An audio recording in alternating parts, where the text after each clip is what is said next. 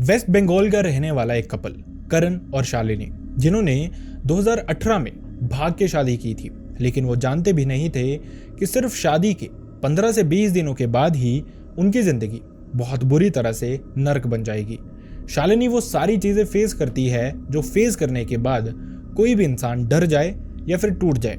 कभी कभार उसके शरीर पे अपने आप ही ब्रूजेस आ जाते थे, कभी कभार वो अजीब सा बिहेव करती थी, तो कभी कभार खुद के काम ही वो भूल जाती थी। ऐसा भी लगता था कि 10 से 15 मिनट के लिए शालिनी थी ही नहीं, बल्कि उसके अंदर कुछ और ही आ गया था, और 10-15 मिनट के बाद वो ये सारी चीजें भूल भी जाया करती थी।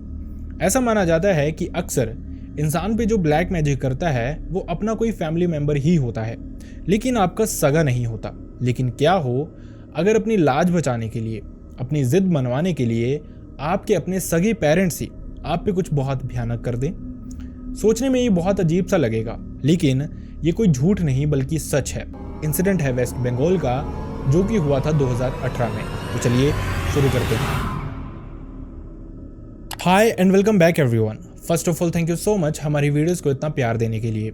आपका प्यार इसी तरह से मिलता रहेगा तो वीडियोस भी इसी तरह से आती रहेंगी। बस वीडियोस अगर पसंद आती हैं तो वीडियोस को लाइक करना ना भूलें, हाइप करना ना भूलें, चैनल को सब्सक्राइब करके बेल आइकन प्रेस करके ऑल पे क्लिक करना बिल्कुल भी ना भूलें। साथ ही कमेंट सेक्शन में अपनी सिटी, स्टेट या फिर कंट्री का नाम जरूर लिखें, जिससे हमें मोटिवेशन मिलती है। अपने सजेशंस भी आप कमेंट सेक्शन में हमारे साथ शेयर कर सकते हैं। अपना इंसिडेंट किस तरह से शेयर करना है ये जानने के लिए आपको वीडियो के एंड का इंतजार करना पड़ेगा। अब बढ़ते हैं इंसिडेंट की तरफ। आज के इंसिडेंट हमारे साथ शेयर किया करण नाम के एक इंसान ने। करण ने बताया इस सब की शुरुआत हुई थी 2017 में। इस समय जियो का बहुत ही ज्यादा बोल वाला भी था, क्योंकि जियो ने इससे थोड़ा टाइम पहले ही फ्री डेटा दिया था, फ्री डेटा प्लान्स दिए थे इनफैक्ट बहुत सारे। इसी के चलते जियो के बहुत सारे ऑफिसेज भी खुले थे। करण ने बताया 2017 में उन्होंने अपनी ही सिटी का एक जियो ऑफिस ज्वाइन किया था। वहां पे उनकी मुलाकात होती है उन्हीं की एक कलीग से जिसका नाम था शालिनी। वो बहुत शॉक्ड थे ये जानने के बाद कि एक ही सिटी में वो रहते थे। शालिनी भी बचपन से वहीं पढ़ी थी और साथ ही करण भी बचपन से वहीं पढ़े थे, लेकिन इस सब के बावजूद अपने 21-22 साल की उम्र में वो आज तक एक दूसरे से मिले ही नहीं थे। खैर, इसके बाद दोनों की दोस्ती होती है। धीरे धीरे वक्त के साथ दोनों क्लोज आते जाते हैं, लेकिन करण ने बताया इस सब के दौरान जो शालिनी थी उसका ब्रेकअप भी हुआ था, और इसी वजह से वो बहुत खोई खोई रहती थी, परेशान रहती थी और हंसी उसके चेहरे पे बहुत कम आती थी। लेकिन जो करण था वो सिंपैथी दिखाते हुए काफी बार उसका काम कर देता था या फिर उसको काफी फेवर भी करता था। इसी के चलते शायद शालिनी जो थी वो धीरे धीरे करण के क्लोज आती जा रही थी, और at the end of the day कुछ समय के बाद ही उसने करण को प्रपोज भी किया। करण ने बताया वो इन चीजों के लिए प्रिपेयर नहीं था, वो सिर्फ एक दोस्त की हैसियत से ही ये सब कुछ कर रहा था। लेकिन वक्त के साथ वो थोड़ा सा समय लेता है और उसके बाद उसको भी शालिनी से प्यार हो जाता है और दोनों रिलेशनशिप में आ जाते हैं। वक्त बीतता जाता है, काफी महीने बीत जाते हैं, दोनों क्लोज आ जाते हैं और दोनों को श्योरिटी भी थी कि शायद दोनों को शादी भी कर लेनी चाहिए। वो एक दूसरे के लिए कंपैटिबल भी हैं। जब दोनों को एक दूसरे के लिए श्योरिटी हो गई थी तो उसके बाद वो प्लान करते हैं अपनी फैमिलीज में बताने का, क्योंकि उनको लगता था फैमिलीज मान जाएंगी। ओपन माइंडेड फैमिलीज थी, कास्ट वास्ट की कोई प्रॉब्लम भी नहीं थी, और फाइनेंशियल स्टेटस भी फैमिलीज का काफी हद तक एक जैसा ही था। एक तरफ करण अपनी फैमिली को बताता है, दूसरी तरफ शालिनी भी अपनी फैमिली को बताती है। अब यहाँ से फैमिलीज की बातचीत भी होनी शुरू होती है। जैसा मैंने आपको बताया, फैमिली की तरफ से कोई प्रॉब्लम नहीं था, लेकिन बड़ा प्रॉब्लम अभी शायद आने वाला था। करण ने बताया दोनों फैमिलीज अक्सर एक दूसरे से कभी कभार बातचीत कर लिया करती थी कि कैसे चीजें प्रोसीड होंगी, एक दूसरे को जानना, ये सब कुछ चल ही रहा था। लेकिन इस सब के दौरान कुछ और भी होता है जिसके बारे में आप जानते ही होंगे। असल में जो फैमिलीज होती हैं वो अड़ोस पड़ोस के लोगों से पता करना शुरू करती हैं कि असल में ये फैमिली कैसी है, क्योंकि ऐसा माना जाता है पड़ोस के लोग सबसे बेहतर बता सकते हैं कि वो फैमिली या उस फैमिली के लोग किस तरह के होंगे। करण की मां ने जब शालिनी के पेरेंट्स के बारे में और शालिनी के बारे में पता किया उन्हीं के गाँव में, तो उनको बहुत सारी चीजें पता चली, जिसकी वजह से वो करण को सख्त मना कर देते हैं कि तुम्हारी शादी शालिनी से बिल्कुल भी नहीं हो सकती, हम नहीं चाहते अपने बेटे को खोना। करण जानना चाहते थे कि आखिरकार इसका रीजन क्या है, इतनी बड़ी बात उसकी मां ने कही क्यों है। जब वो पूछना शुरू करते हैं तो उनकी माँ एक्सप्लेन करती है जो उनके रिलेटिव्स थे वो भी शालिनी की माँ को जानते थे और उनके अड़ोस पड़ोस वाले भी जानते थे। उन्होंने बताया कि असल में जो शालिनी की माँ है वो प्रैक्टिस करती हैं ब्लैक मैजिक, और नॉर्मली नहीं बल्कि बहुत ही बड़े लेवल पे। ऐसा माना भी जाता था गांव में कि बहुत सारे लोगों के साथ उन्होंने बुरा भी किया था, जिनके उनके साथ कोई कन्फ्लिक्ट थे, कोई लड़ाई झगड़ा था, या फिर कभी कभार आर्ग्यूमेंट्स हुए थे, या फिर जिन्होंने उनके काम नहीं किए थे। और इसी के चलते वो अपने गांव में काफी बदनाम भी थे कि ये इस तरह की चीजें करते हैं जो कि किसी के लिए भी हार्मफुल हो जाती हैं। अब करण को ये सब कुछ सुन के विश्वास नहीं हो रहा था। वो देखता था कि कभी कभार जो शालिनी थी वो बताती रहती थी कि उसकी अपनी माँ से ज्यादा बनती नहीं है, वो उनसे ज्यादा बातचीत नहीं करती है, लेकिन जब भी करण ने रीजन पूछा उसने बताया नहीं था। अब जब ये सब कुछ करण को पता चला था तो अगले दिन ऑफिस जाते ही सबसे पहले वो शालिनी से ये सारी बातें पूछता है। शालिनी ने बिल्कुल भी मना नहीं किया, क्योंकि वो जानती थी कि उसकी माँ सच में इन चीज़ों में इन्वॉल्व थी। उसने सिर्फ करण को ये बताया कि वो इन चीज़ों में इंटरेस्टेड नहीं है। उसकी माँ उसको कहती है तरह तरह की चीज़ें करने के लिए इन्हीं रिचुअल्स की वजह से, लेकिन वो नहीं करती। और दूसरी तरफ जो शालिनी के पिता हैं उन पे भी शायद वशीकरण किया हुआ है उसकी माँ ने, क्योंकि वो किसी भी चीज़ के लिए उनको मना ही नहीं करते। जैसे वो कहती हैं वैसे ही वो मान जाते हैं। इनफैक्ट उनके रिलेटिव्स भी अक्सर यही बोलते थे कि इस औरत ने अपने पति को अपने वश में करके रखा है। शालिनी की इसी वजह से अपनी माँ से ज़्यादा बनती भी नहीं थी, कम बातचीत होती थी, लेकिन मजबूरी थी, घर पे ही रहना पड़ता था, इस सब के बीच ही रहना पड़ता था। खैर इसके बाद भी जैसे तैसे दोनों समय लेते हैं।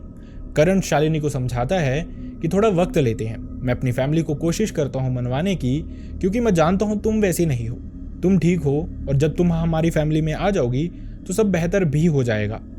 दूसरी तरफ करण की माँ का एक कंसर्न था। उनका कंसर्न सबसे बड़ा ये था कि जो औरत अपने पति के साथ इस तरह की चीज़ें कर सकती है, वो अपने दामाद के साथ भी ये सब कुछ कर सकती है। इसी के चलते वो कभी भी अग्री होते ही नहीं थे। वक्त बीतता जाता है। शालिनी की माँ को अभी तक नहीं पता था कि आखिरकार क्यों करण की माँ ने उनको होल्ड पे रखा है, या फिर अब बातचीत नहीं कर रहे काफ़ी दिनों से। वो पूछना शुरू करते हैं, पता लगाना शुरू करते हैं, और इसी दौरान उनको पता चलता है कि असल में करण की माँ इसलिए मना कर रही हैं क्योंकि उनको आइडिया हो गया है कि शालिनी की माँ किस तरह की चीज़ें करती हैं, ब्लैक मैजिक जैसी चीज़ों में वो बहुत ही ज़्यादा इन्वॉल्व हैं। अब यहाँ पे शालिनी की जो माँ थी वो ब्लैक मैजिक तो करती थी, लेकिन एक्सेप्ट करना बड़ी प्रॉब्लम थी, या फिर अगर कोई इंसान कन्फ्रंट कर दे तो वो भी प्रॉब्लम थी कि आखिरकार आपने हमें ये कहा कैसे। इसी के चलते उन्होंने करण की माँ को फ़ोन किया। अब यहाँ पे डिस्कशन शुरू होता है, लेकिन ये बहुत बड़ी लड़ाई में बदल जाता है। लड़ाई इतनी भयानक कि पॉसिबल ही नहीं था कि दोनों फैमिलीज इसके बाद इकट्ठी हो पाती। इसी के चलते अब दूसरी तरफ जो शालिनी की माँ थी वो भी इस रिश्ते के लिए मना कर देती हैं। अभी तक प्रॉब्लम सिर्फ करण की माँ ही थी, लेकिन अब शालिनी की माँ भी नहीं मान रही थी। दोनों में डिफरेंसेस आने शुरू हो जाते हैं, क्योंकि जो शालिनी की माँ थी वो इसके बाद शालिनी को ऑफिस जाने ही नहीं देती हैं, घर पे रख लेती हैं। 1-1.5 महीना निकलता है। शालिनी बहुत परेशान रहती थी, दुखी रहती थी और रोती रहती थी। जब भी फ़ोन पे बात होती थी करण से, वो रो ही रही होती थी। करण चाहता था कुछ करना, लेकिन चाह के भी वो कुछ कर नहीं पा रहा था। चीज़ें इंटेंस होती हैं। करण ने बताया 2018 की शुरुआत में ही जो शालिनी की माँ थी वो शालिनी के लिए लड़का ढूंढना शुरू कर देती हैं और उसकी शादी वो करवाना चाहती थी। इस सब के चलते जो शालिनी की हालत थी वो और भी ज़्यादा ख़राब हो गई थी। इनफैक्ट उसको ओवर थिंकिंग से ही, परेशानी से ही बुखार तक आना शुरू हो गया था। अक्सर उसको हॉस्पिटल लेके जाना, यही सारी चीज़ें उनके घर पे चल रही थी। इसी के चलते करण से शालिनी का दुख नहीं देखा गया और उन्होंने प्लान किया भाग के शादी करने का। अब वो इसी तरह से इस प्लान को एग्जीक्यूट भी करते हैं। 1 हफ्ते के अंदर ही वो भाग भी जाते हैं। इस दौरान पास की ही एक सिटी थी जहाँ से करण के कुछ दोस्त थे।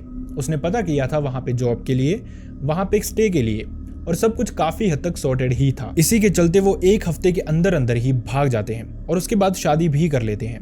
जो अंजलि थी उसने अपनी माँ के लिए कोई नोट नहीं छोड़ा था। इनफैक्ट उसकी माँ के लिए उसके दिल में प्यार भी नहीं था, जिस तरह की उनकी हरकतें थी। लेकिन अपने पिता के लिए वो एक नोट छोड़ के गई थी जिसमें बताया था कि वो इस तरह से करण के साथ भाग के शादी कर रही है और जैसे ही मौका मिलेगा, जैसे ही सब कुछ नॉर्मल हो जाएगा, या फिर अगर वो एक्सेप्ट करना चाहेंगे दोनों को तो बता दें, वो आ जाएगी। यही कह के वो दोनों इस दूसरी सिटी में शिफ्ट भी हो जाते हैं। करण की जॉब शुरू हो जाती है। वहीं दूसरी तरफ से प्लान किया जाता है कि जो शालिनी है वो थोड़ा टाइम घर पे ही रहेगी। पहले घर की एडजस्टमेंट्स होंगी लगभग 2 से 3 महीने। उसके बाद अगर मन होगा या फिर फाइनेंशियल कोई बर्डन आएगा तो शालिनी भी कोई जॉब करना शुरू कर देगी। इसी तरह का होता है। ये जॉब जो करण की थी वो शुरू हो जाती है, शालिनी घर संभालना शुरू कर देती है। लेकिन करण ने बताया इस सब के दौरान उसकी फैमिली ने भी उनको एक्सेप्ट नहीं किया था।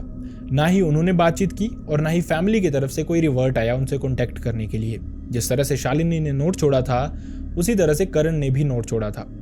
दोनों की फैमिली से बातचीत बंद थी, कोई रिलेटिव नहीं था जिससे बातचीत हो और कोई कज़न भी इतना क्लोज नहीं था।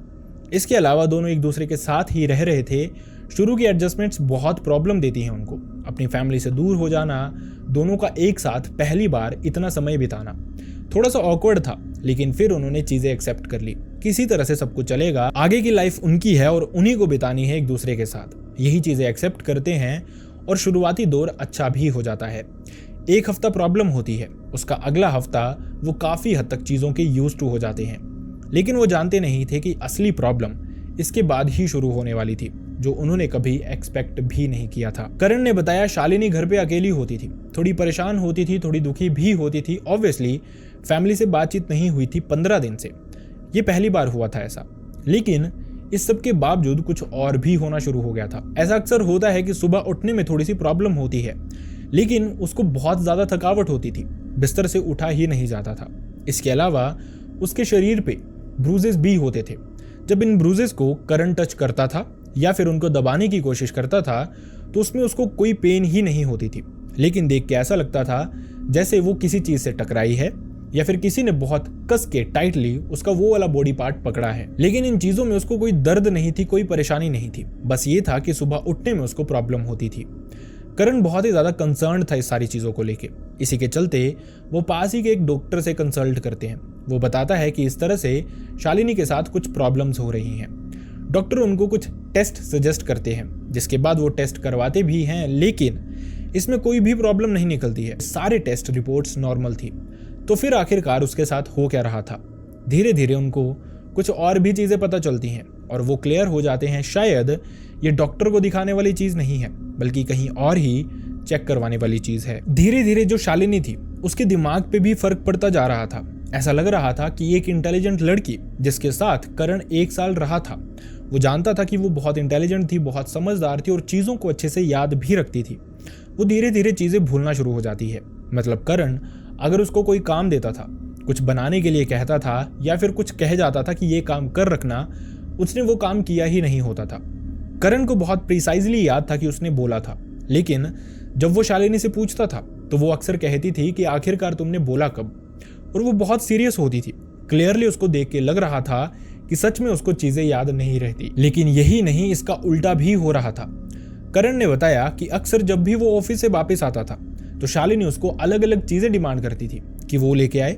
वो काम किया, लेकिन करण को उसने इस तरह का कुछ भी बोला ही नहीं होता था। जब वो बोलता था कि तुमने तो कहा ही नहीं, दूसरी तरफ से शालिनी कहती थी कि मैंने कहा था, आपने हाँ भी कहा था। अब ये जो चीज़ें थी ये और भी ज़्यादा प्रॉब्लम देने वाली थी। शरीर पे दाग थे, बहुत हैवीनेस फील होती थी सुबह उठने में, और ये चीज़ें भूल जाना। ये प्रॉब्लम्स शादी के 1 महीने के अंदर अंदर ही शुरू हो गई थी, जो करण को बहुत परेशान कर रही थी। एक तरफ से काम से थके वापस आना, घर में किसी से बात नहीं होना, और जिसके साथ वो रह रहा था वो भी अजीब सा बिहेव कर रहा था। यही चीज़ें उसको और भी ज़्यादा परेशान करना शुरू कर देती हैं और यही उसके लिए मैटर ऑफ कंसर्न भी बन गया था। लेकिन चीज़ें इससे भी भयानक तब होती हैं जब करण एक दिन ऑफिस से वापस शाम को अपने घर पहुंचता है।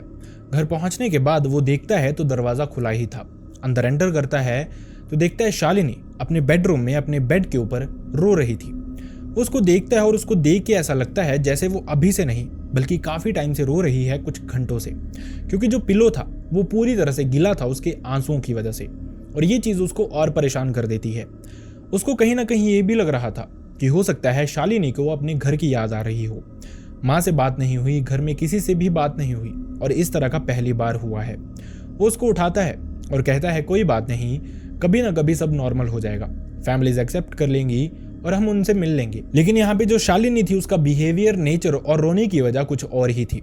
वो उठती है और कहती है वो दिन से मेरा पीछा ही कर रहा है, मुझे बहुत परेशान कर रहा है और मुझे डराया जा रहा है, मेरे पीछे पीछे ही चला हुआ है, मुझे अकेला बिल्कुल भी नहीं छोड़ रहा।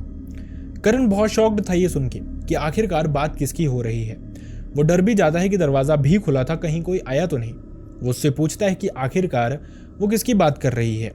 छत की तरफ वो देखती है, उसकी आंखें एकदम से आंसुओं से भर जाती हैं और वो बहुत ज़ोर से चीखती है, जिसके बाद एकदम से वो बेहोश हो जाती है।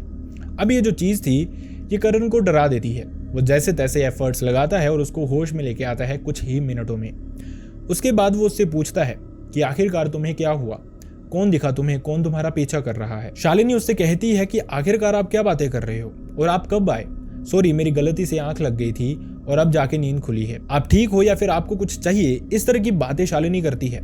ऐसा लग रहा था जैसे उसने अपनी पर्सनैलिटी एकदम से स्विच कर ली है। थोड़ी देर पहले जो शालिनी थी वो कोई और थी और अब जो शालिनी है वो कोई और है। और उसको जो वो फेस था जिसमें वो डरी थी, रो रही थी, उस समय का कुछ भी याद ही नहीं था। ये चीज़ अब करण को और भी ज़्यादा डरा देती है। वो बहुत परेशान था, बहुत थक चुका था इन सारी चीज़ों से, इस सारे हसल से, और उसको मदद चाहिए थी। अब वो इसी के बाद रात के समय जब शालिनी किचन में खाना बना रही थी, छत पे जाता है और अपनी माँ को फ़ोन करता है। माँ को फ़ोन करते ही करण ने बताया पहली बार ज़िंदगी में वो बहुत ही ज़्यादा रोया और उसके बाद उसने सब कुछ एक्सप्लेन किया कि किस तरह की चीज़ें शालिनी के साथ हो रही हैं और इस तरह का शालिनी का बिहेवियर उसने कभी देखा ही नहीं। शादी से पहले उन्होंने 1 साल एक साथ ही रिलेशनशिप में रहे भी थे, वो एक साथ काफ़ी टाइम स्पेंड भी किया था, लेकिन शालिनी का बिहेवियर या फिर नेचर इस तरह का कभी भी नहीं था।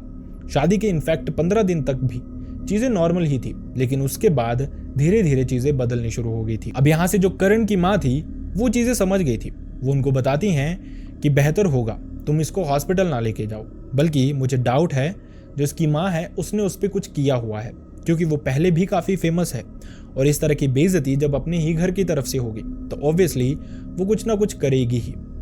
करण भी काफ़ी हद तक इन चीज़ों को रिलेट करना शुरू कर देता है।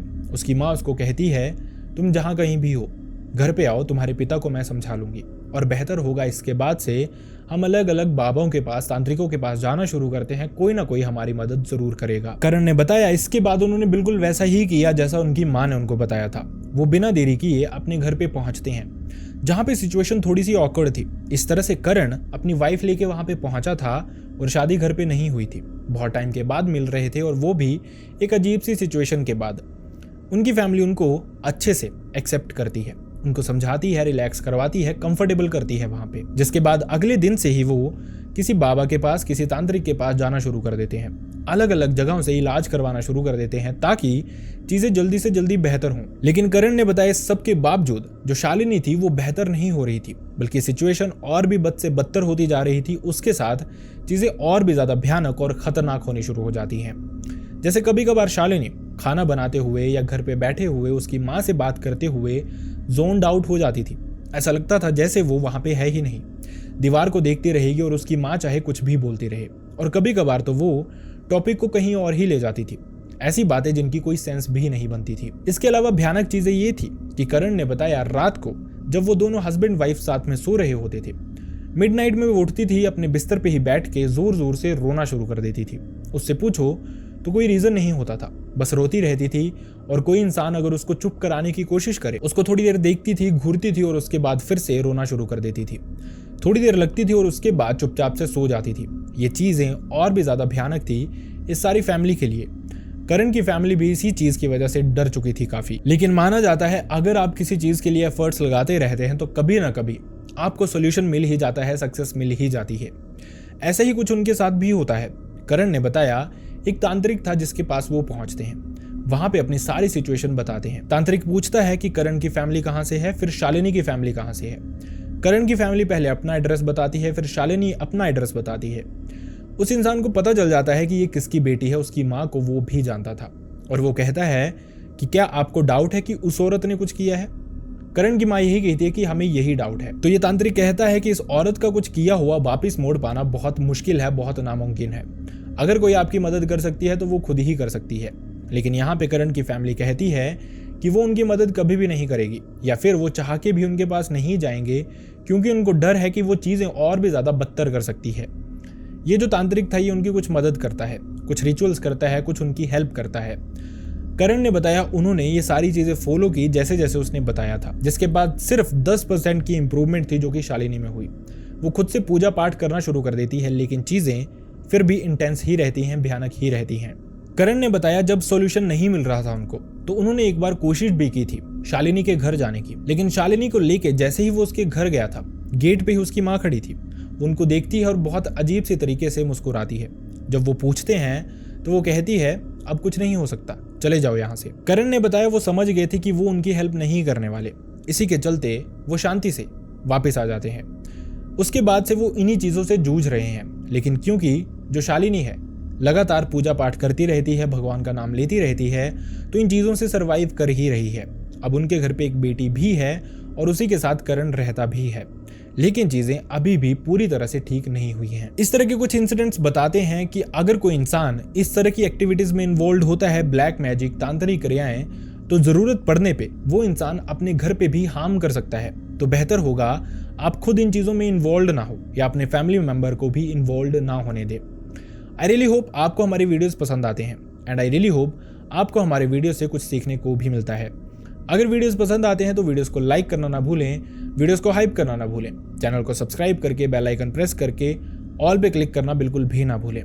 साथ ही कमेंट सेक्शन में अपनी सिटी, स्टेट या फिर कंट्री का नाम जरूर लिखें, जिससे हमें मोटिवेशन मिलती है कि कितनी दूर दूर से ऑडियंस हमारी वीडियोस देखती है।